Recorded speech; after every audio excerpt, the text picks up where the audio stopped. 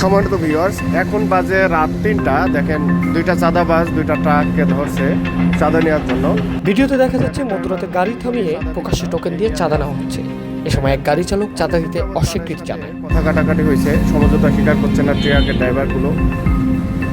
চাঁদা স্লিপ দিতে চাচ্ছে, চাঁদা স্লিপ নেবে না। এই যে দেখেন চাঁদা স্লিপ দিতে চাচ্ছে কিন্তু চাঁদা স্লিপ নেবে না, সমঝোতা স্বীকার করছে না।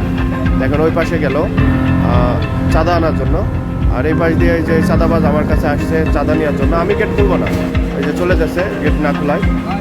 আমি চাঁদা দিব না। দেখেন সামনে যে বাসটা আছে এই বাসে চাঁদা দিয়ে দিবে, কিন্তু আমি দেবো না। আমার কাছে আসছে, আমি দেবো না। আমি দাঁড়াই থাকবো যতক্ষণ দেখি কতক্ষণে দাঁড় করে রাখবো।